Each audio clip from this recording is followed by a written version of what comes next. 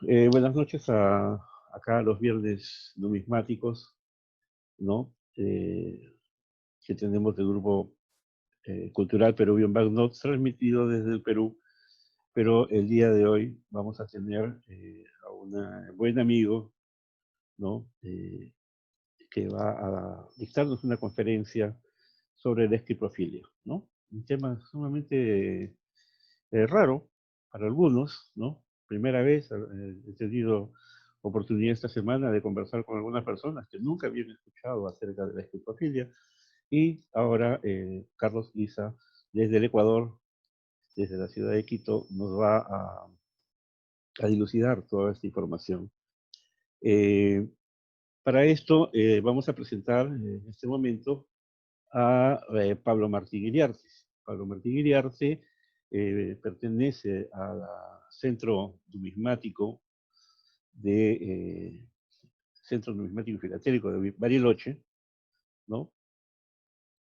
Es actualmente el presidente de este centro, pues quien nos va a hacer una presentación para nuestro querido amigo Carlos. Adelante, Martín. Puedes activar tu micrófono. Hola, ¿qué tal? Buenas tardes, ¿me escuchan? Sí, perfecto. Bueno, ante todo agradecerte, querido amigo, por darme la oportunidad de presentar a otro gran amigo como es Carlos Isaterán, en este tema, como vos bien describías, que es la escripofilia, que es algo que también nos encontramos muchos de nosotros eh, sorprendidos con el tema, y cuando nos pusimos a abundar un poquito más en ello, nos encontramos con una rama muy interesante.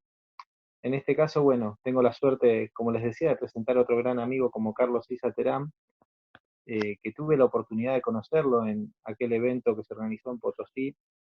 Después tuve también la gran posibilidad de compartir con él, como fue en Perú, en Arequipa, y bueno, obviamente nos cruzaremos en algún otro tipo de eventos. Para los que no lo conocen a Carlos, aparte de ser una excelente persona, un excelente, en todo sentido, excelente persona, es un gran vecino, tengo suerte de conocer su entorno y la verdad que es una persona hecha y derecha y tiene un historial bastante interesante, ¿no? Que formó o los caminos que él transitó hace que sea la persona que él hoy es y formado como él está. Si muchos no saben, él, si bien es un conservador de bienes culturales, fue director del Museo Numismático del Banco Central del Ecuador entre el año 94 y el año 2015. También es miembro correspondiente de la Academia Nacional de Historia del Ecuador, miembro correspondiente del Instituto de Investigación Numismático del Perú, es miembro honorífico del Punto de Encuentro Numismático de Guatemala, así también miembro del director del Grupo de Numismática y Notafilia de Bogotá, Colombia, miembro de la Asociación Numismática del Centro de América de San José de Costa Rica, actualmente es universitario, consultor de temas históricos y todo aquello que refiere a los museos, y creo que estaría olvidándome seguramente de un montón de cuestiones de que hace a su currículum numismático y personal.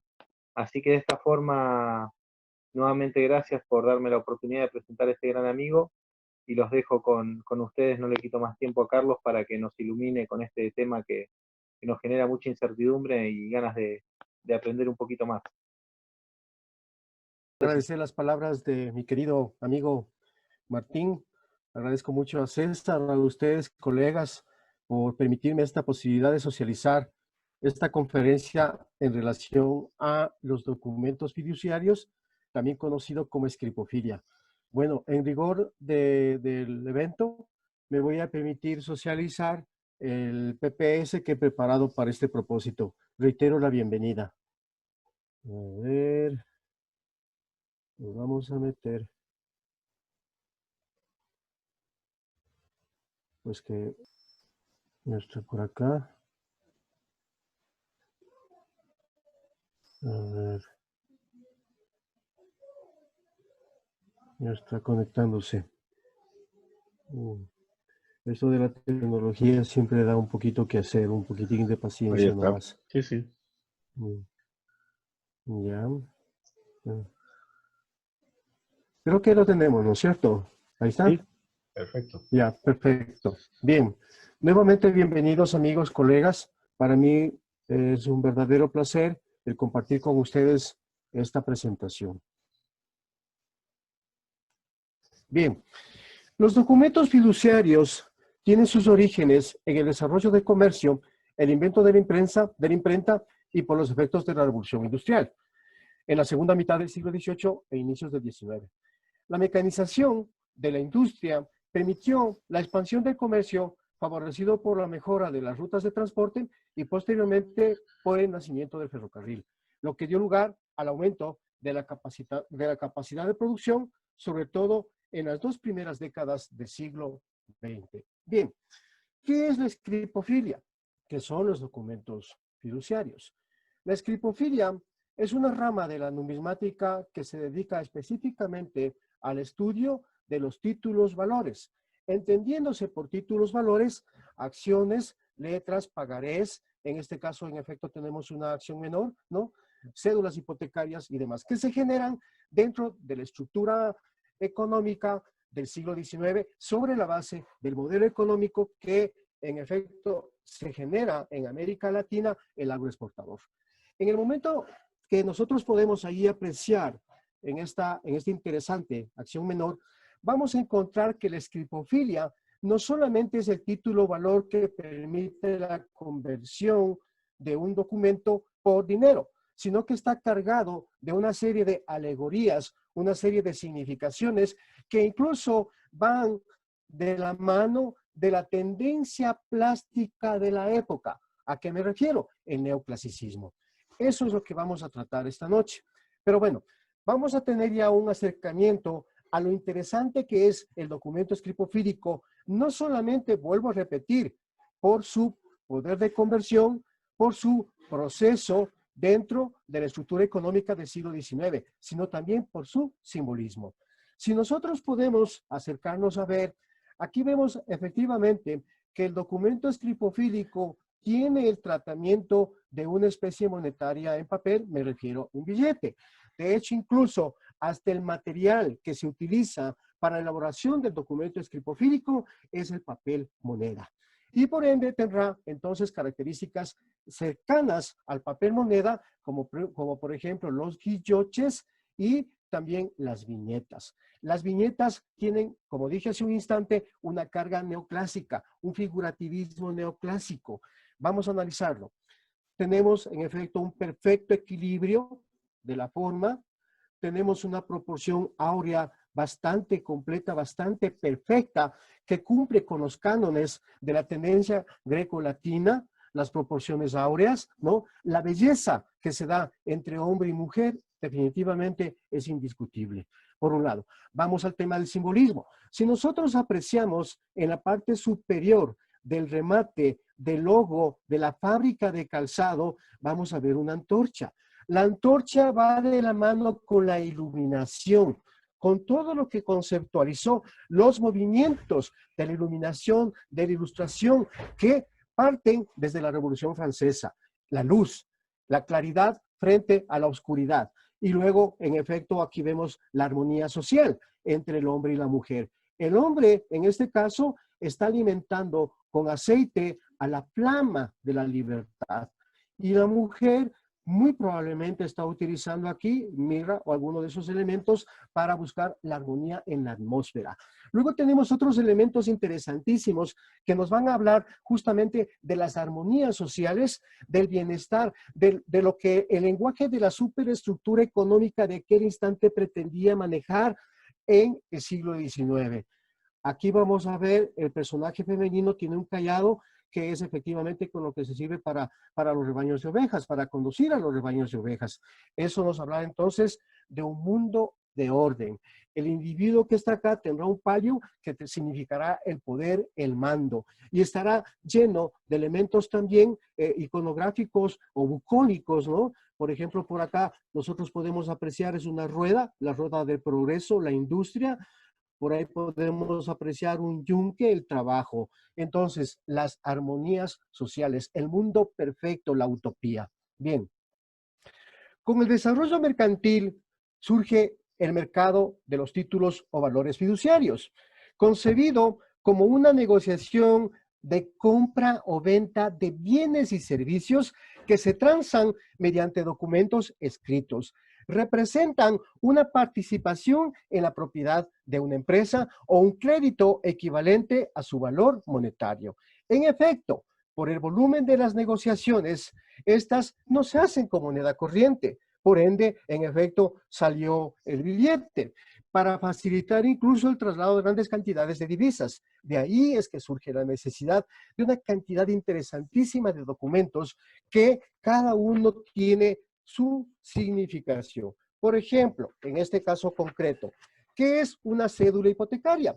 Son títulos emitidos por entidades financieras en calidad de garantía por préstamos hipotecarios concebidos a los clientes, avalando el pago de los cupones y del capital. De hecho, estas cédulas hipotecarias venían con unos cupones de rendición que se los entregaba a quien se había obtenido el crédito y a medida de que iba pagando se iba resarciendo esos cupones. Son obligaciones al portador emitidas por los bancos hipotecarios o la sección hipotecaria de los bancos privados. Su objetivo es canalizar recursos privados para financiar la actividad de la construcción en general. Son emisiones a mediano y largo plazo. Bien, el concepto. Hemos dicho el concepto. Ahora vamos a ver el simbolismo. Esta cédula hipotecaria, si bien de alguna manera es relativamente moderna, estamos hablando de mediados del siglo XX, pero sin embargo, las características del neoclasicismo siguen todavía siendo utilizados en los documentos escripofílicos. ¿Y por qué razón? Porque tenían que ser estéticamente agradables. ¿Pero por qué tenían que ser estéticamente agradables? Para generar confianza. ¿Por qué razón? Porque es un documento fiduciario. ¿Y qué significa fiducia? Fiducia igual confianza. Si en la etapa colonial se utilizaba el oro y la plata, era el peso ponderal lo que permitía el poder de conversión, ¿no es cierto?, de esa especie monetaria en la adquisición de un bien o un servicio. El concepto fiduciario es, en cambio, la confianza. ¿Y quién me da la confianza? El Banco del Zapato, el Banco Nacional de Fomento, ¿no? Son entonces esas instituciones las que, sobre la base de un documento estéticamente agradable, van a tener un concepto económico fiduciario. A lo que nos toca. Vamos aquí a analizar efectivamente el componente estético. El personaje de género será reiterativo en la influencia del neoclasicismo y en la gráfica del billete y documento escripofílico. Aquí podemos ver, en efecto, una mujer sentada, ¿no? Sostiene en su mano una herramienta. A los lados me refiero en los segundos planos, el bucolismo está acompañado de actividades. ¿Qué actividades? La agricultura, el comercio, la industria, que son los ejes fundamentales del modelo económico decimonónico, ¿no? Entonces, si el Banco Nacional de Fomento, que es lo que era el antiguo Banco Comercial Agrícola, el Banco Agrario, dependiendo del concepto, en muchos de los países del mundo de Occidente, es el que apoya a la agricultura y al comercio, tiene que estar relacionado la simbología efectivamente con ese concepto fundamental de su negocio. Bien, vamos a ver esta otra pieza. Durante las primeras décadas del siglo XX, luego de la independencia,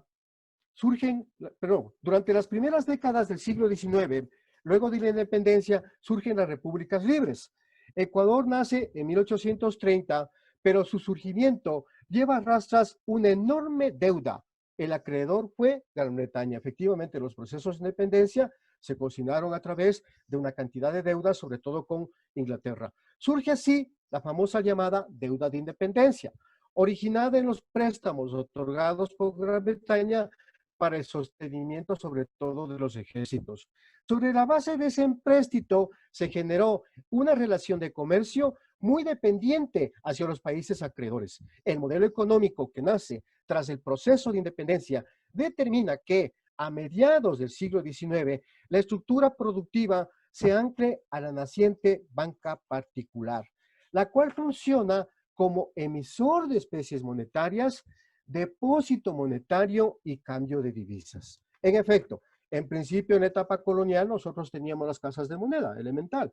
Pero en el momento en que se establecen los estados-nación de la mano del modelo económico exportador, van surgiendo las casas comercializadoras, van surgiendo sobre todo los bancos particulares y los billetes. Y también, obviamente, estas empresas que estamos hoy por hoy analizando. Esta es una acción fundadora. ¿Qué son las acciones? Vamos al concepto económico. Es un título valor que corresponde a una parte alícuota del capital social de una compañía anónima, confiriendo al titular la condición y derecho de accionista. Las acciones pueden ser preferidas y comunes.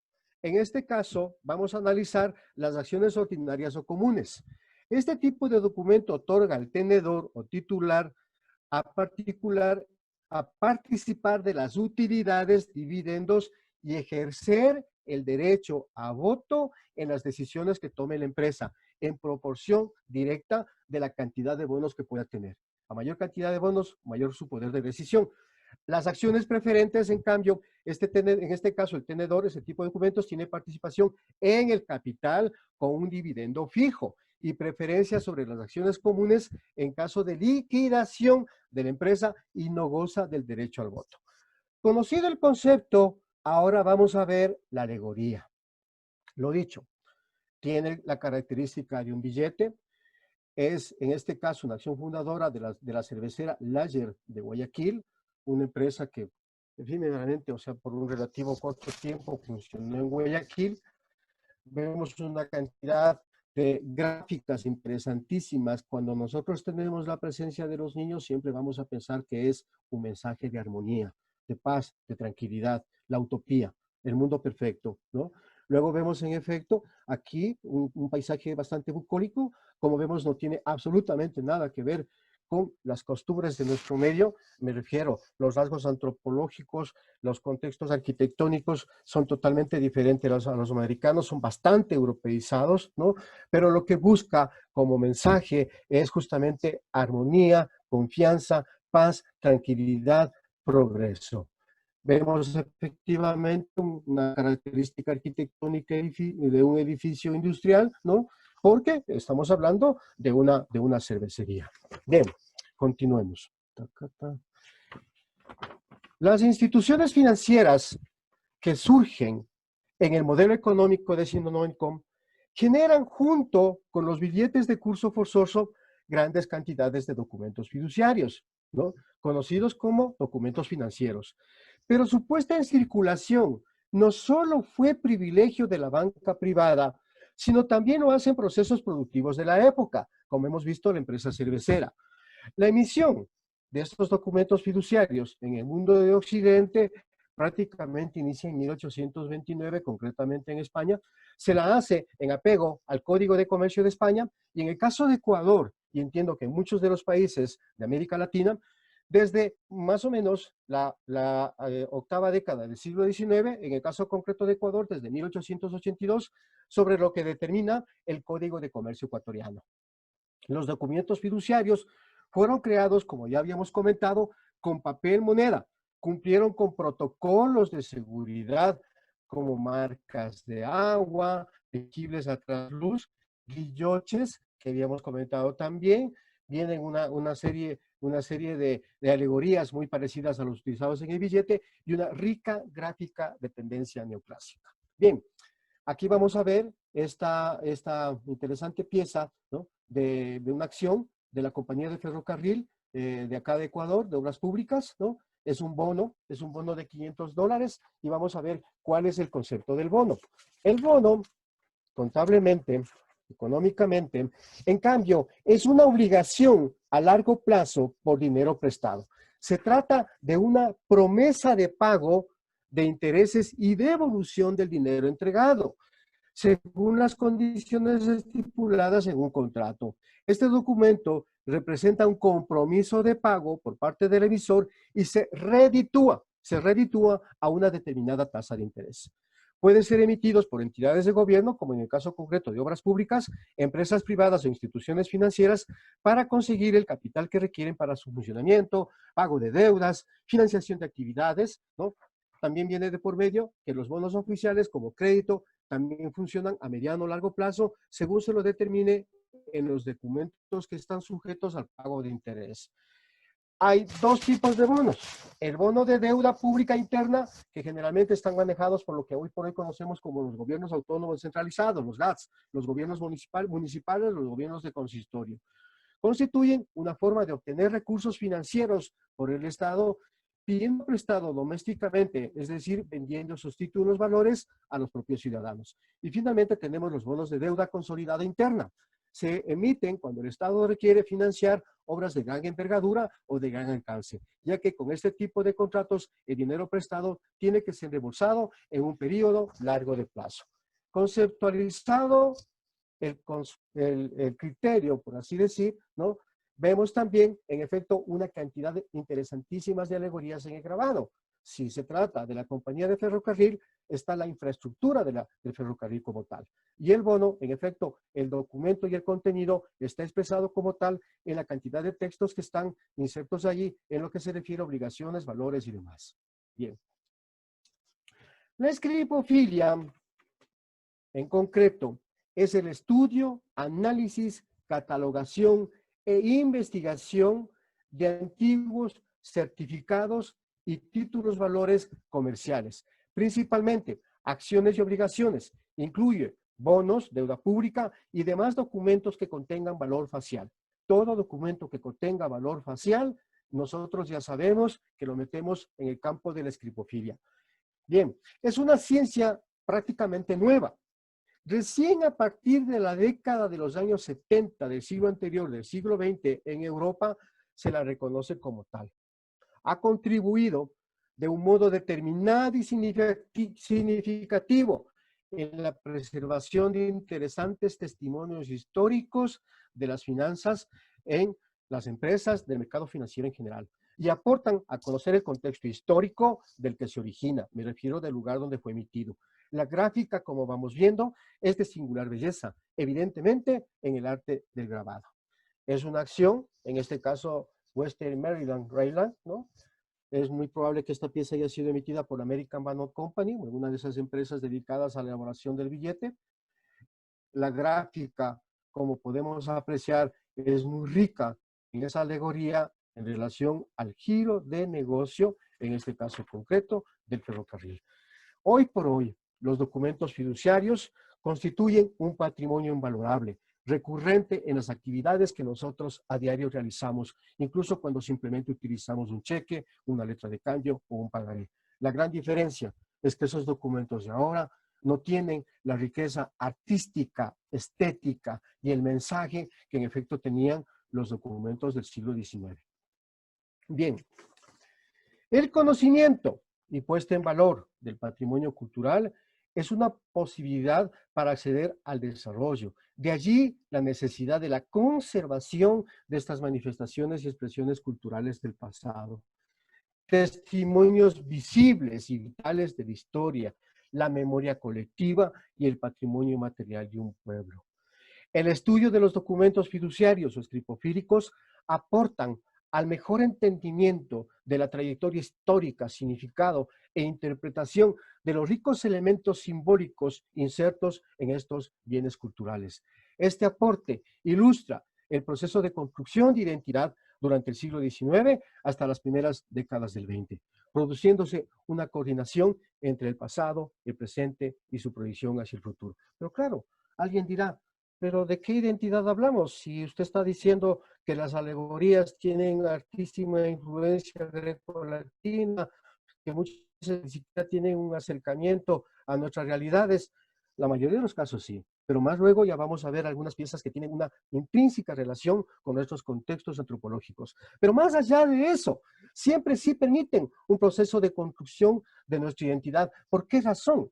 Porque nosotros dependemos, o mejor dicho, nosotros somos el resultado de un proceso de independencia. Ese proceso de independencia nació prácticamente con la Revolución Francesa, con las corrientes de pensamiento de aquel instante, que en efecto los libertadores la utilizaron para promover el proceso de independencia. Y entre esos está la iluminación y está el neoclasicismo. Y lo podemos apreciar claramente en esta pieza. Una figura femenina preciosa, de proporciones áureas, realmente una verdadera modelo, ¿no? Con un ataviada en su mano derecha, no con la izquierda, la luz, la iluminación. Es que el neoclasicismo proveía al personaje principal de género de una blanca belleza, etérea, hermosa, bella, la luz, la lámpara, la que alumbraba, en efecto, la oscuridad del misticismo de las épocas anteriores, ¿no?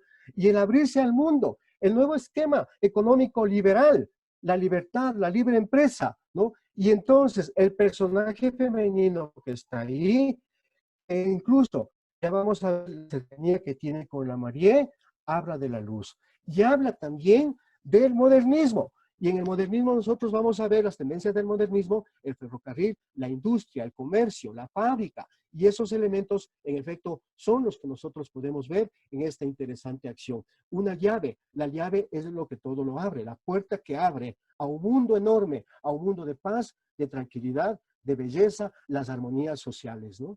Ya, y aquí vemos en efecto también algo de una infraestructura industrial, la agroindustria, el modernismo, ¿no?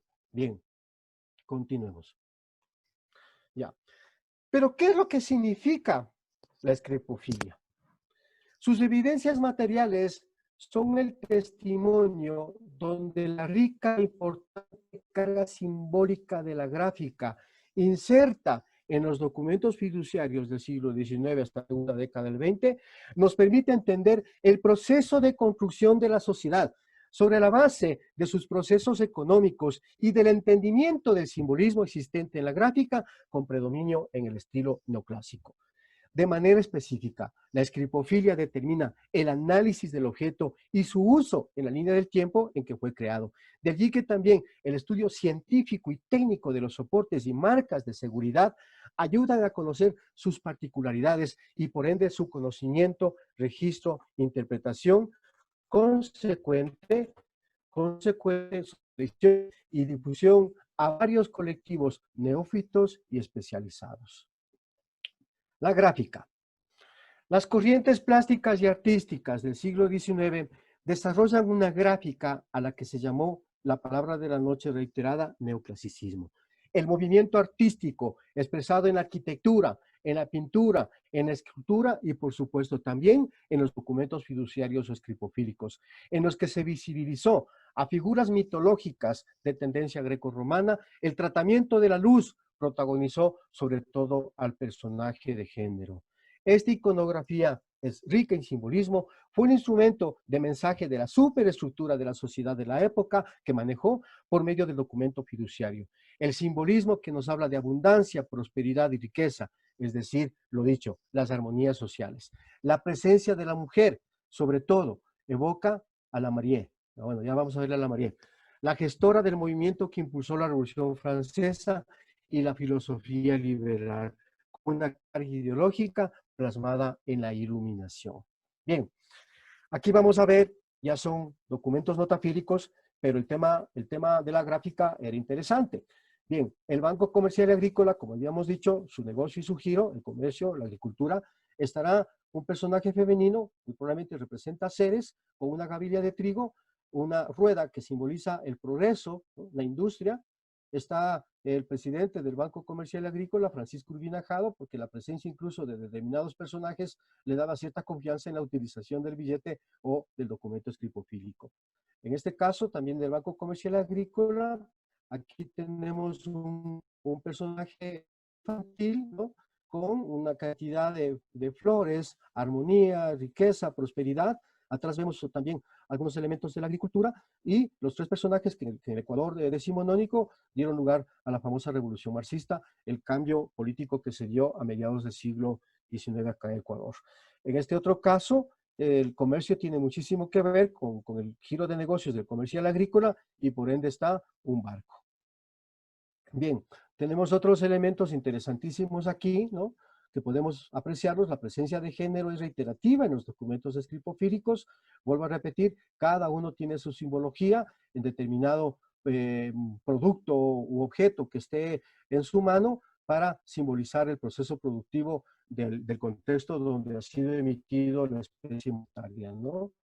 El modernismo acompañado con el ferrocarril, que hemos visto, aquí está Mercurio niño, Mercurio joven, el comercio, la navegación, ¿no? El mensajero, sobre todo, por un lado están los piecitos con el petazo, ¿no? Y en efecto está aquí la vara con la que dividió a las serpientes que estaban en discusión y en pelea, armonía.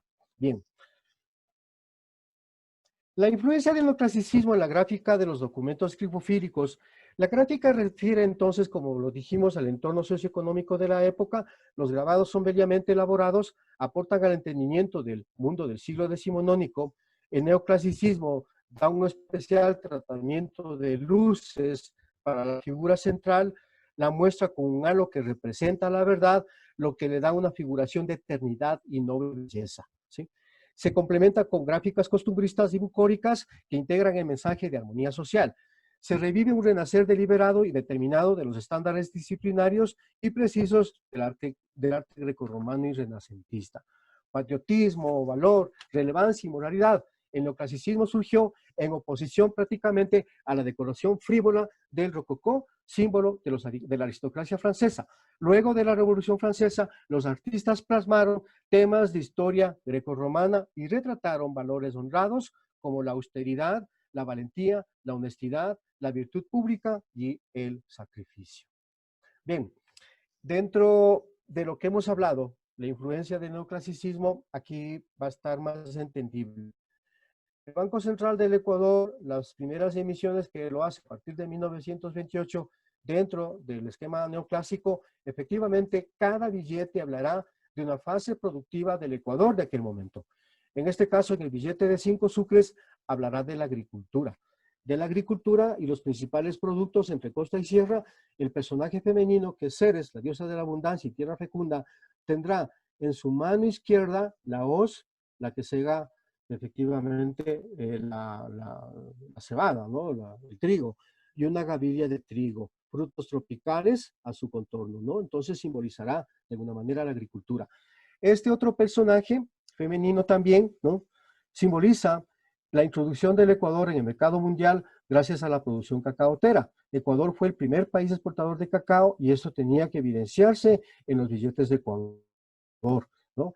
Aquí también tenemos una figura femenina que tiene una mazorca de cacao como paisaje bucólico, como paisaje complementario. Tenemos en efecto la casa de hacienda, tenemos algunos elementos que intervienen en la producción del cacao.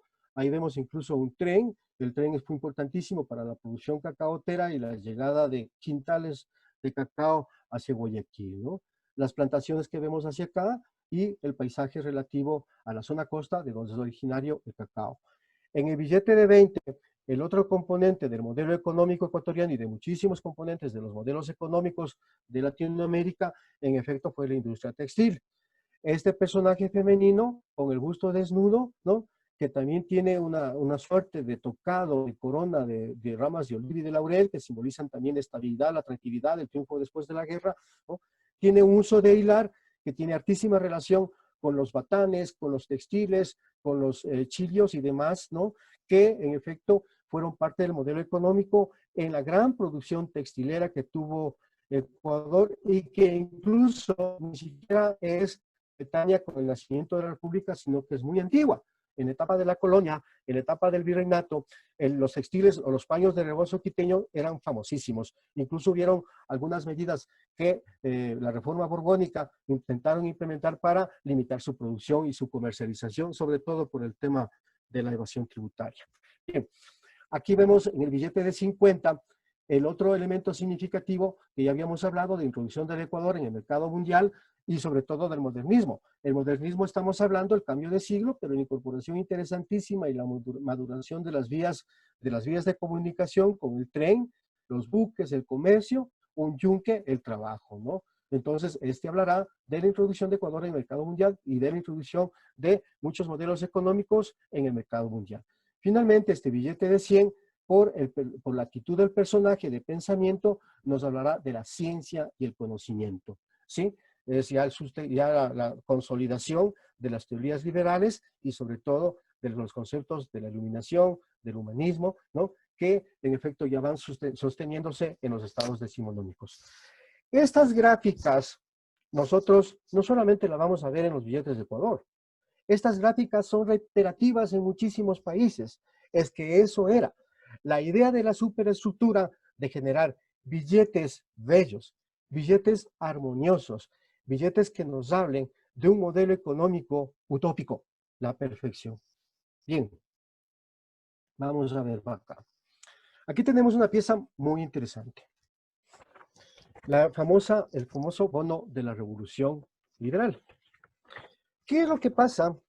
¿Qué es lo que pasa casi a finales del siglo XIX acá en Ecuador? La famosa revolución liberal. Eloy Alfaro se levanta en armas, 1886, en contra del gobierno conservador de José María Plácido Camaño, ¿no? Ya pues, se nombra responsable de la revolución liberal y se permite, al margen de la ley, al margen de cualquier concepto económico relacionado con el Estado, generar sus propios bonos, los bonos de la revolución liberal, sobre la base de un Consejo Supremo Provisional, un gobierno dentro del gobierno, un gobierno que no fue reconocido y que no podía ser reconocido, pero que, en efecto, buscó ya insertarse en el imaginario como el que va a ordenar al gobierno dictatorial, al gobierno autocrático del pensamiento conservador e insertarse él dentro de aquello. Este bono tiene una interesante particularidad.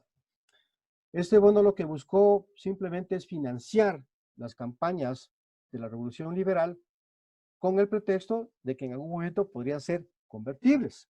O sea, se acercan a nosotros y nos dicen, vea, aporte a la revolución, le vamos a dar estos bonos, usted pague tantos miles de pesos o miles de sucres en oro y demás, ¿no? Y le vamos a dar estos bonos que son la constancia de que usted ha aportado a la revolución. Y cuando venga el primer día, el primer año del gobierno revolucionario, de la revolución liberal, le vamos a devolver la plata con intereses. Mentira.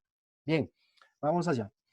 Los bonos de la deuda de la revolución ecuatoriana prácticamente tuvieron una emisión de 400 bonos cada uno de a 500 sucres y 500 bonos cada uno de 1000 sucres.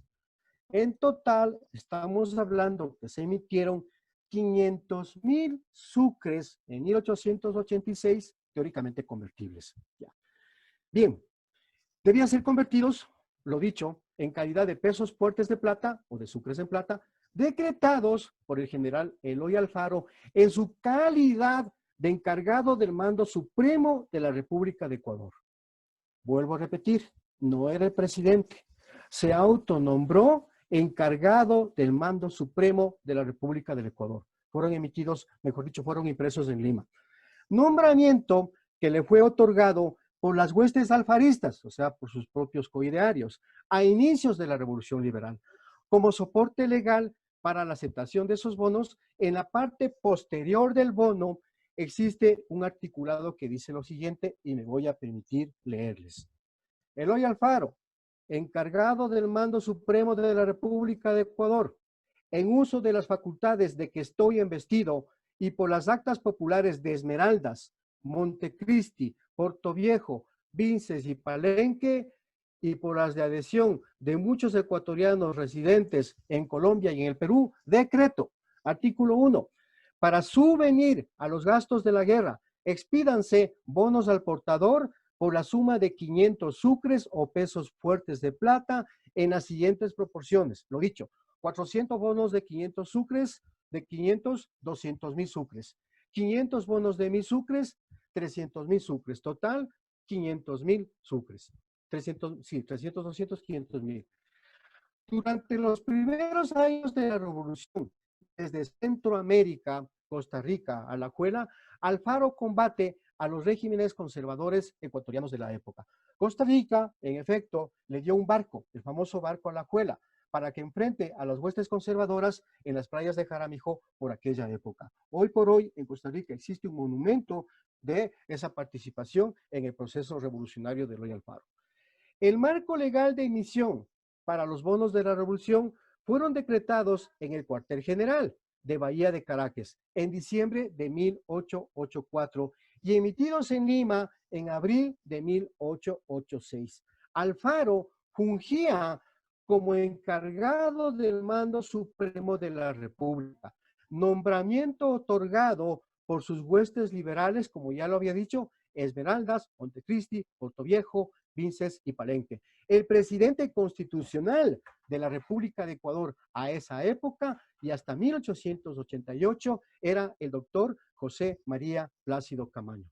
Por otro lado, el artículo 4 del decreto facultaba a que la amortización de estos modos ocurra durante el primer año de pacificada la República, lo que debía suceder cuando Eloy Alfaro sea nombrado presidente de la República del Ecuador, lo que sucedió, en efecto, recién en 1895.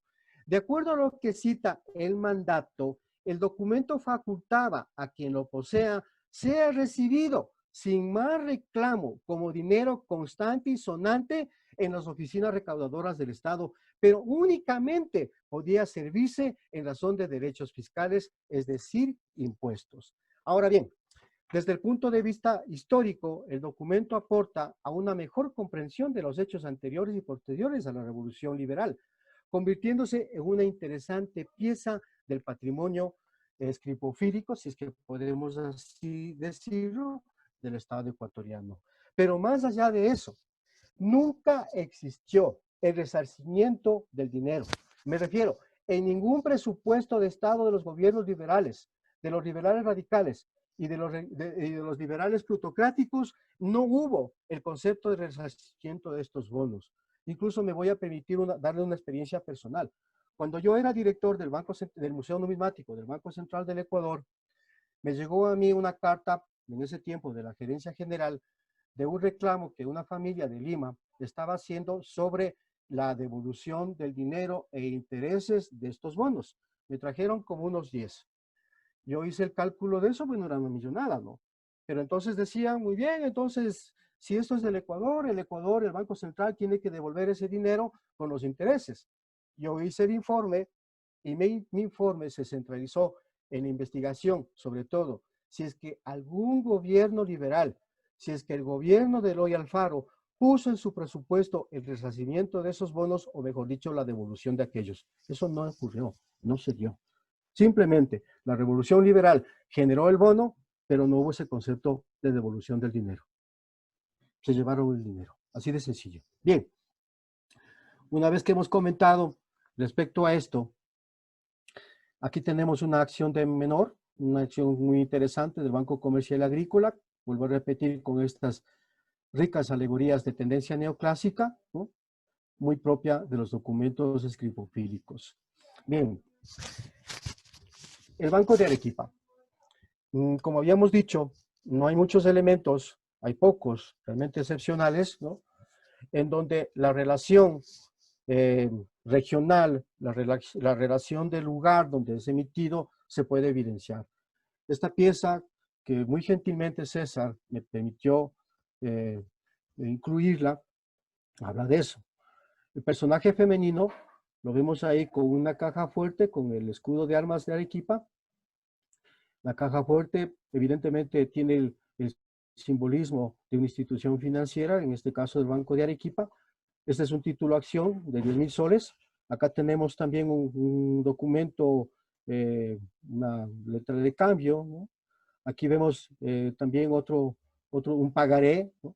Con una riquísima alegoría donde va reiterándose este personaje femenino que tiene en su mano derecha una hoz, el simbolismo de la agricultura. Reitero, la caja fuerte y como escusón o en la puerta que está de la caja fuerte con el escudo de armas de Arequipa, el puente que es muy emblemático de la ciudad, el Misti, el ferrocarril, el elemento que integra las regiones en el Perú y parte importantísima de todo el proceso de construcción del modelo económico decimonónico. Aves que van generando también armonía, belleza, tranquilidad, ¿no? Bien, la viñeta representa a Ceres, la diosa de la abundancia y tierra fecunda.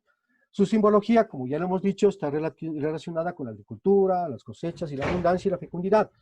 Tiene en su tocado una interesante corona de espigas de trigo. Los pechos son frondosos, grandes, es una mujer realmente muy, muy atractiva. Porta, como lo había dicho, una hoz, en este caso en la mano derecha, en el otro le habíamos visto que lo tiene, bueno, siempre está en la mano derecha, ¿no? Ya. A la izquierda tiene una gavilla de trigo. A sus pies está el cuerno de la abundancia, con frutas, acompañados de mazorca de maíz, apoyada en la caja fuerte, lleva el escudo de la ciudad, como lo había dicho. El lado derecho están personajes trabajando dentro de la estructura decimonónica del modelo económico agroexportador. Hay un tren que cruza el puente de Uchumayo, los postes del telégrafo, la comunicación, y está la famosa sábila o la penca, ¿no?, junto a la caja fuerte. Al centro se puede ver el paisaje de la ciudad de Arequipa, el río Chili y el volcán Misti.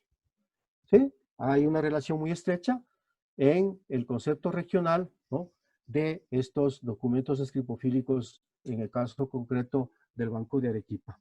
Bien, vamos a irnos ahora a una parte interesantísima de los documentos escripofílicos que me voy a permitir socializar esta noche.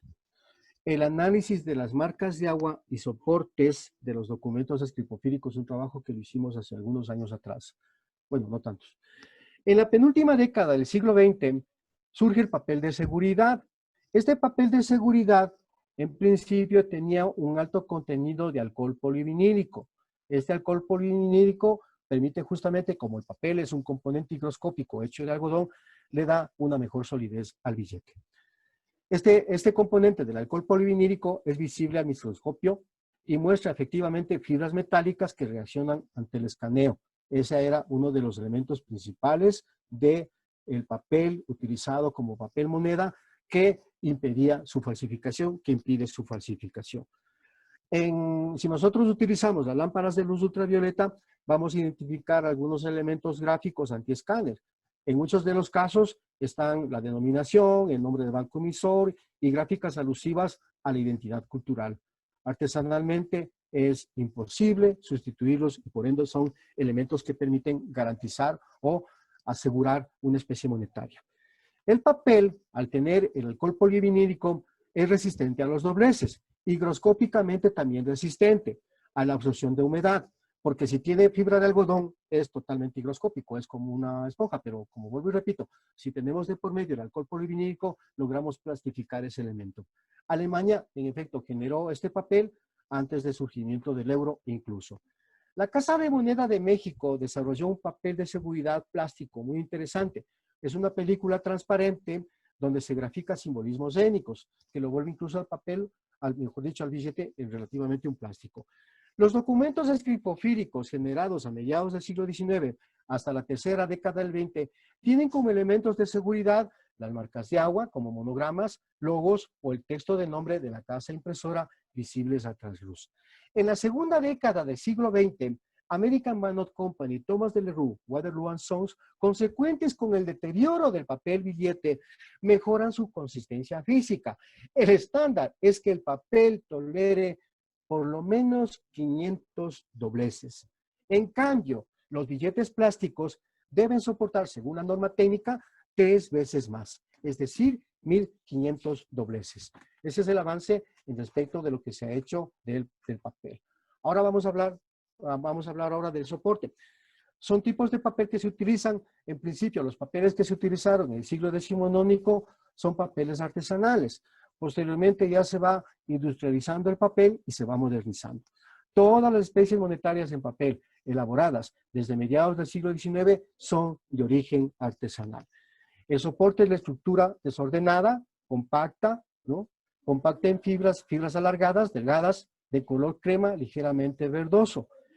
Este color verdoso significa la carga orgánica aglutinante de color ocre claro con presencia generalmente de colas y aglutinantes de origen orgánico. La pasta mecánica, la pasta artesanal, ¿no? Estas colas. Que en principio, esas colas de origen animal permitieron la compactación y resistencia física del soporte. Hoy en día son agentes intrínsecos causantes del deterioro progresivo de ese tipo de bienes.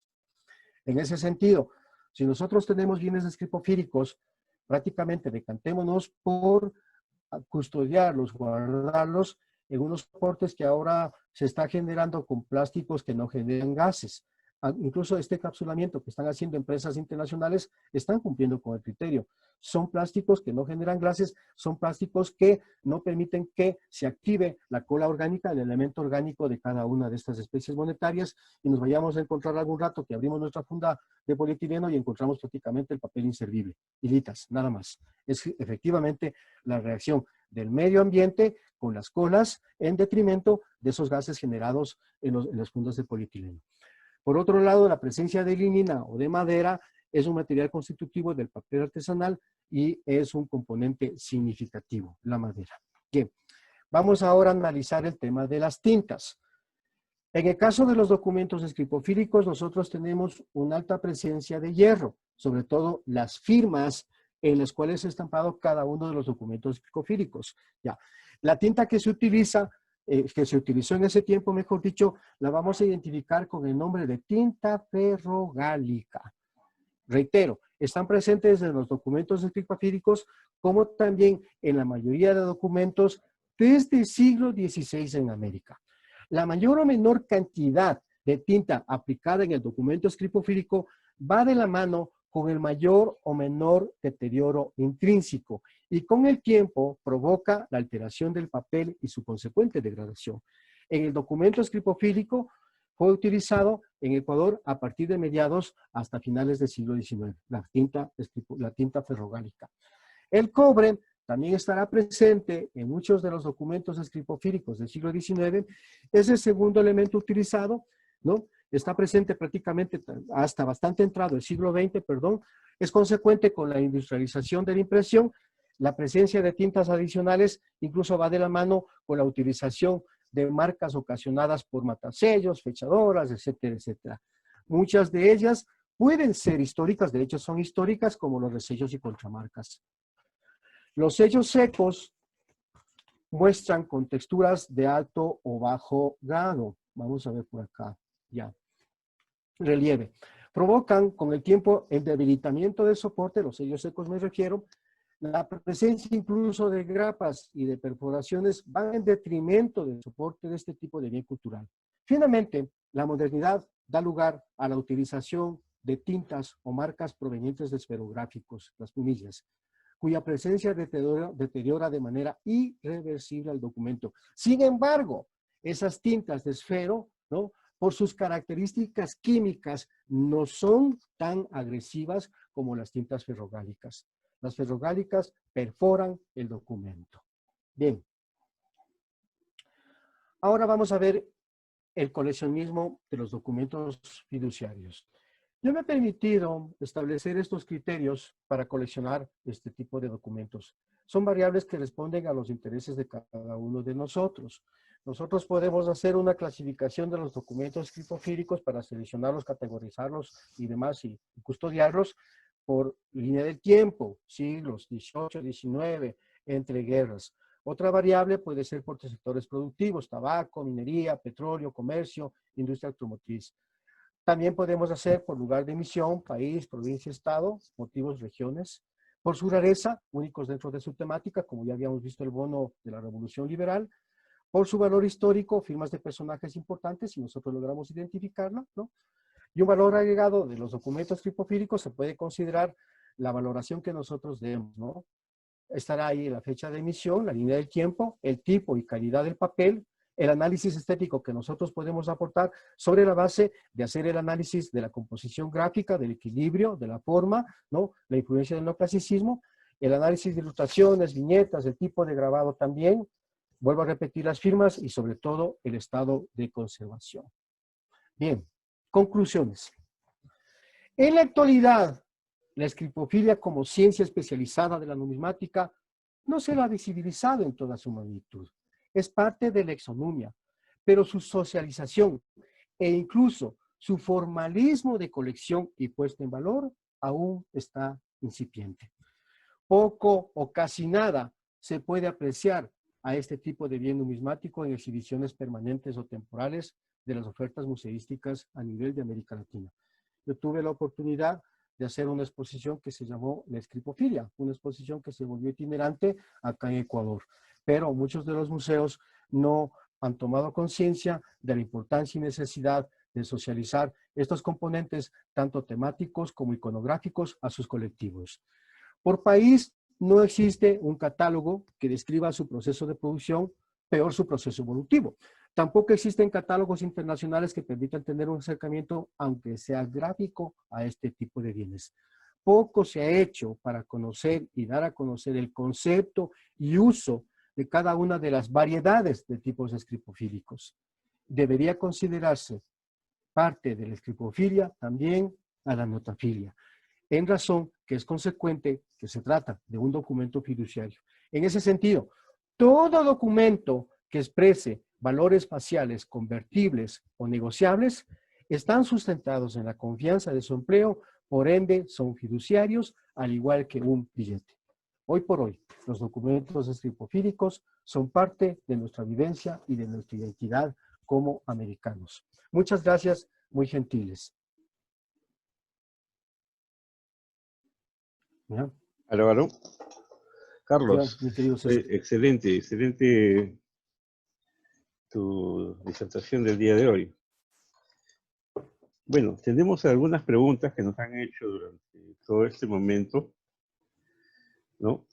Acá me ponen, ¿de qué manera es la más eficaz para clasificar las acciones y poderlas estudiar mejor? Ya, muy bien. ¿De qué manera nosotros podemos clasificar nuestras acciones? Nosotros primero, si tenemos acciones, las vamos a dividir en una línea del tiempo, como ya me había permitido hacer. De pronto incluso vamos a hacerlo si es que tenemos una cantidad interesante por nombres de instituciones financieras, empezando de la A a la Z. Después vamos a dividir en dos tipos de documentos, tipos de acciones. Las acciones ordinarias o comunes y las acciones preferenciales. Y en efecto, de la información que nosotros obtengamos del documento, eso lo vamos a generar como unas pequeñas fichas en un Excel. Me refiero el lugar de emisión, la fecha de emisión. De pronto si logramos identificar las características estéticas también. Personaje que representa la agricultura, personaje que representa el comercio, etcétera, etcétera. Vuelvo a repetir, vamos a dividir en acciones ordinarias y en acciones preferenciales. Ajá. Perfecto. Martín, Si ¿tienes es que alguna eso pregunta? satisface. Hola, César, ¿qué tal? Buenas Sí. noches. No, perdón. Martín Iriarte, si puedes activar tu micrófono, por favor.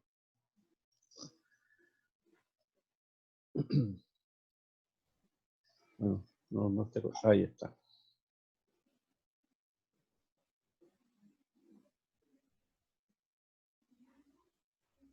¿Puedes activar tu micrófono, Martín? A ver.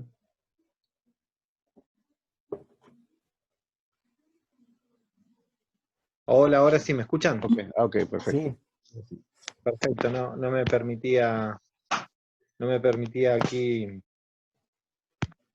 aquí el audio. Bueno, tenemos algunas otras preguntas que fueron haciendo durante la conferencia. Te felicito, Carlos, la verdad que no me sorprende la calidad de la disertación, porque los que te conocemos sabemos que tenés un nivel muy alto y la verdad que un lenguaje muy fácil para aquellos que no tienen Muchas aceitados gracias. tanto en esta rama como soy yo quien les habla. Acá tengo una pregunta de Ricardo, nuestro amigo de México. ¿Qué tan raros son los bonos de 1886? ¿Hubo alguna querella de los tenedores de esos bonos contra el gobierno por falta de pago? Gracias la pregunta, Martín, y gracias la pregunta, Ricardo. Como me había permitido decir, en efecto, hubo un reclamo de parte de unos tenedores de bonos. A la final eran los bisnietos de los propios tenedores de bonos del Perú que se acercaron, primero se acercaron a la presidencia de la República. De la presidencia de la República, en ese tiempo, del señor Rafael Correa, bueno, Rafael Correa les dio, ya, pues que el Banco Central defina eso, ¿no? Mandaron a la gerencia de Central y de la gerencia de Central me mandaron a mí. Hubo una reclamación. La reclamación era, como dije hace unos minutos atrás, la devolución del dinero pagado por estos bonos más los intereses que llegaban, si no mal recuerdo, a una suma de cerca de $500,000. Una cantidad interesante. Y claro, las personas que tenían los bonos se creían con el derecho de ejercerlo sobre la base del articulado que estaba inserto en los bonos, que me permití incluso decirles, ¿no? El artículo ya cuarto faculta la amortización de estos bonos que debe ocurrir a partir del primer año de pacificada la República. Según el concepto de este revolucionario, de Eloy Alfaro, que fue presidente de Ecuador recién a partir de 1896, ¿no? El que buscaba pacificar el Estado, se iba en contra del poder de los gobiernos conservadores, ¿no? Y vuelvo a repetir, lo que consiguió es que mucha gente que simpatice con este diario, ¿no? Le dio harto dinero, le dio mucho dinero. Entonces esta familia lo que quería era recuperar aquello. Pero claro, el concepto histórico tiene que ser objetivo. ¿Y de qué manera se convierte en objetivo? Sobre la base de las fuentes documentales. ¿Cuáles son las fuentes documentales? Las fuentes primarias. ¿Cuáles son esas fuentes primarias?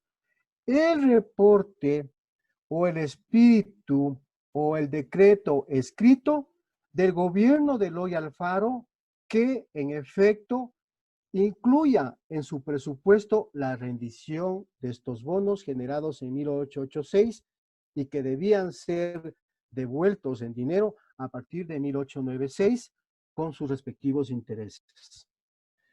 Pero si históricamente eso no existe, porque ningún gobierno liberal incluyó en su presupuesto de Estado la rendición, es inservible.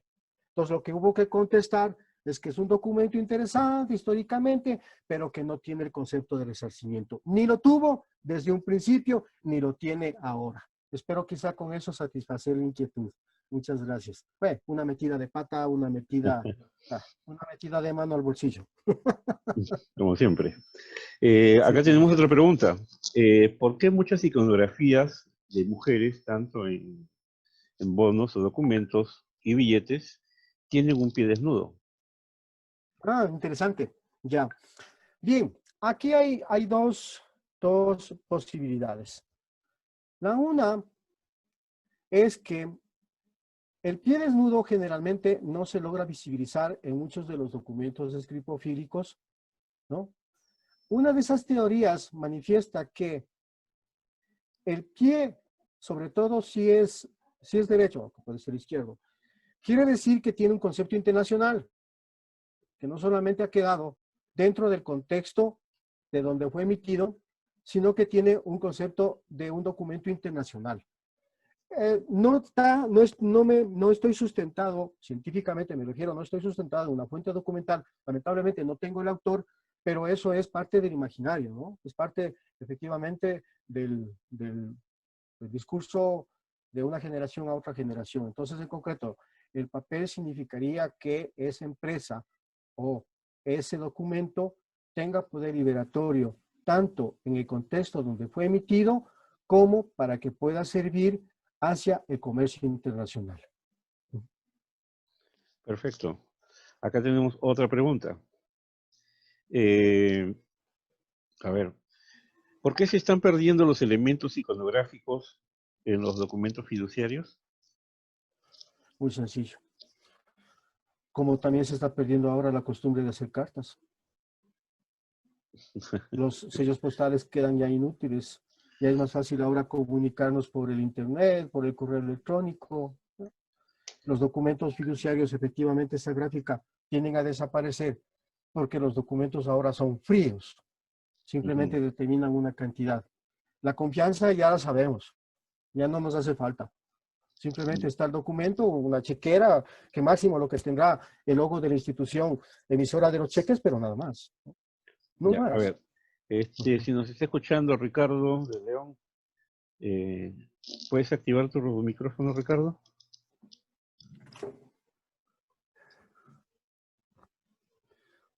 ¿Aló, Hola, Ricardo? Ricardo.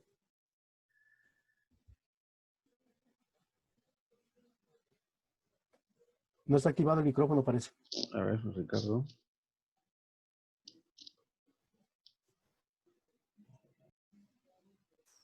No.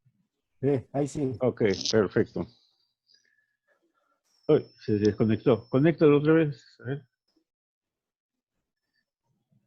Y estamos. Ya. Perdón, Ya.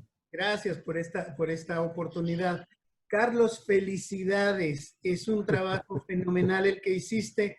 No sé cómo hiciste para resumir tan meteóricamente tantos datos, tan bien explicado, organizado y clasificado.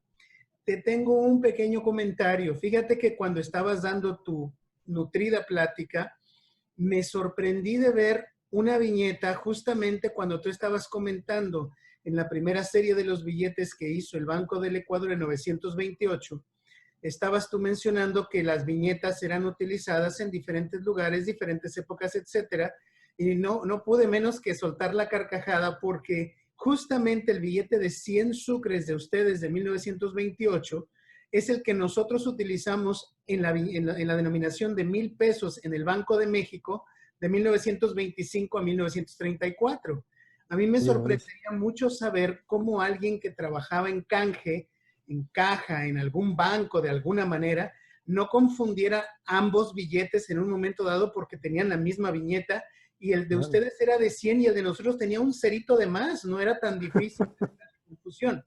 Pero oye, regresando un poco al tema, perdóname que no quite el dedo del renglón, yo trato de pensar cómo sucedieron las cosas en México y cuando alguien me trae una información nueva como la que tú trajiste el día de hoy, yo trato de hilarla con lo que yo conozco. Me suena particularmente difícil de creer que el pueblo ecuatoriano que tenía 500 pesos, que eran 500 onzas de plata, para que le dieran un pedacito de papel medio mal hecho,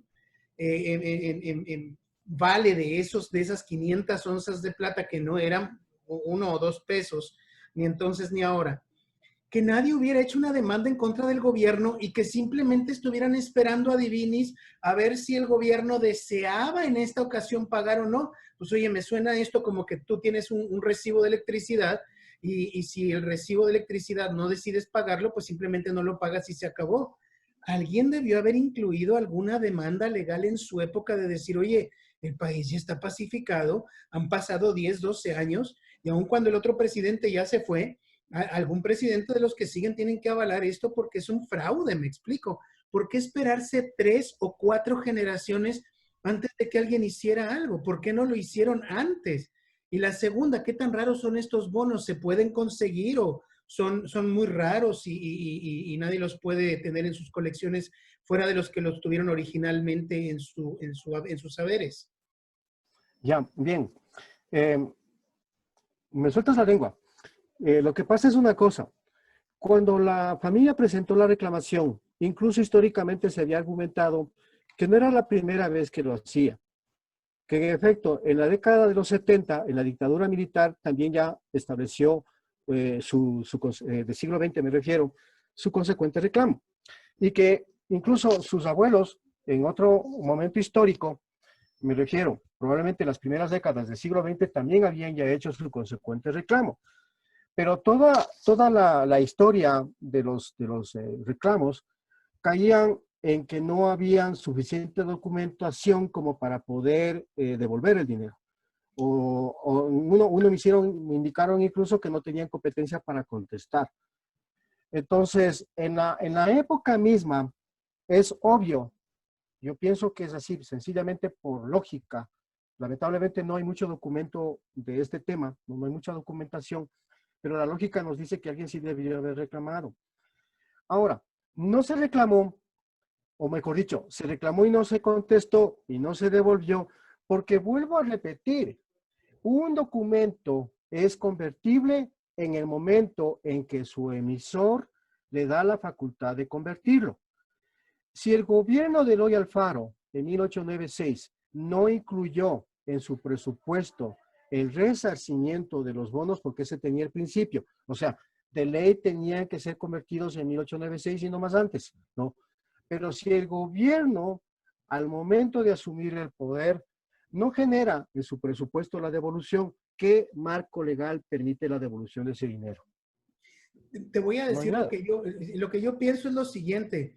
En el momento en que no se ha hecho una cancelación de esa deuda de forma legal, la deuda existe. En el momento en que no se dice que se va a hacer una conversión de la deuda por otra en otros bonos, la deuda existe.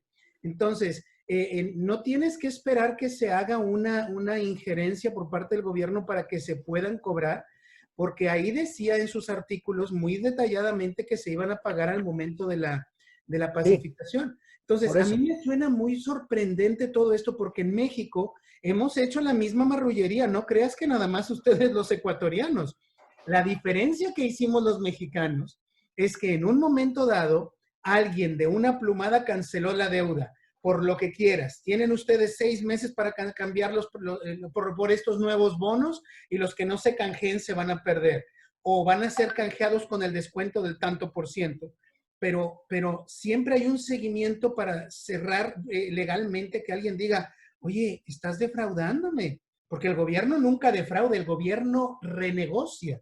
Bueno, en este caso, a mí lo que me sorprende es que el gobierno de Ecuador y los tenedores de los bonos realmente no hayan hecho mucho.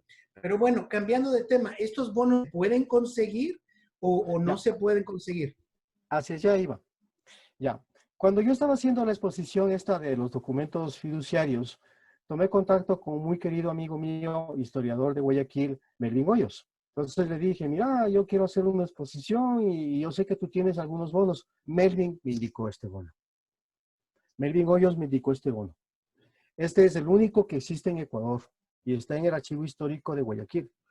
Pero claro, con Melvin en aquel tiempo, yo por lo menos no podía decir lo que ahora digo, porque evidentemente Eloy Alfaro era la figura emblemática del gobierno de la Revolución Ciudadana. Y el hacerle ver como un marrano en este sentido, bueno, tampoco quedaba como el mejor ecuatoriano que en aquel entonces incluso era nombrado. Entonces, hoy por hoy, sí es posible decirlo, y de forma objetiva. Sí, debería haberse convertido, pero históricamente no existe una reclamación que no sea esa única de esos ciudadanos peruanos que se acercaron quizás hace unos 10 años atrás al Banco Central a solicitar el resarcimiento por medio de un oficio que se envió en aquel instante por el presidente de la República para que se haga el análisis y ver la conveniencia o no de la devolución. Pero claro, como vuelvo y repito, habría que fundamentarse en los hechos históricos, que no hay ningún antecedente de esos. Ahora, claro, el sentimiento de frustración hoy por hoy está. Y en ese tiempo, ese sentimiento de frustración también debió haberse generado de muchísima de la gente que se sintió traicionado por la revolución. Dice, bueno, no es que dicen, las fuentes históricas aseveran que efectivamente el movimiento liberal, el liberal moderado, el posterior, el de después de Eloy Alfaro, que asume el gobierno, que prácticamente no concadenó con la ideología de Eloy Alfaro, que incluso fue totalmente plutocrático, el liberalismo plutocrático, el que atiborró de billetes al Ecuador de aquel momento, ¿no? Es el que asesinó a Alfaro.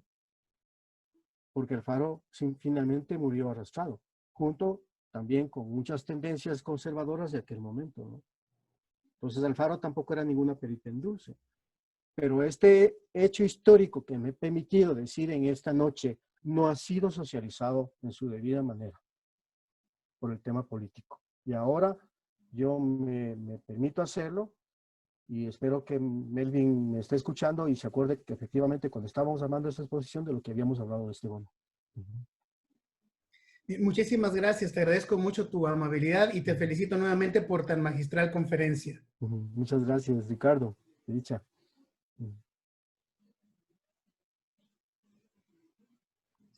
Muchas gracias, Ricardo. Verdaderamente, querido Carlos, yo voy a tener que ver tu video 2 o 3 veces para poder tomar nota de todas las cosas y toda la información que nos has brindado esta noche. Qué dicha, Rico. Bueno, ya estamos por finalizar.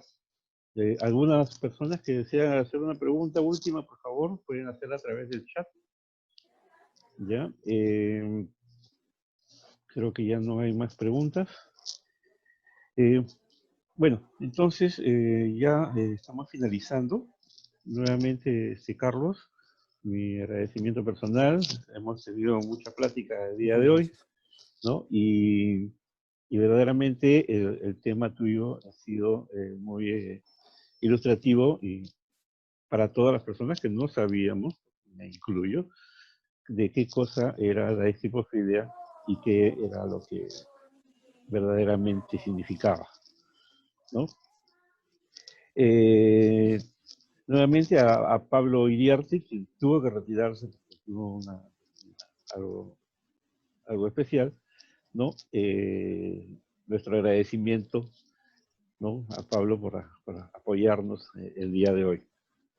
Nuevamente a todos nuestro saludo. Los esperamos el próximo viernes. El próximo viernes vamos a tener una conferencia nuevamente es una niña, ¿no? Una jovencita de 16 años también, ¿no? Que nos va a hablar acerca de los personajes de héroes y de la historia peruana que han apoyado a la independencia del Perú. Algunos personajes que hasta muchos peruanos no los conocen, pero que están en billetes, en monedas y medallas.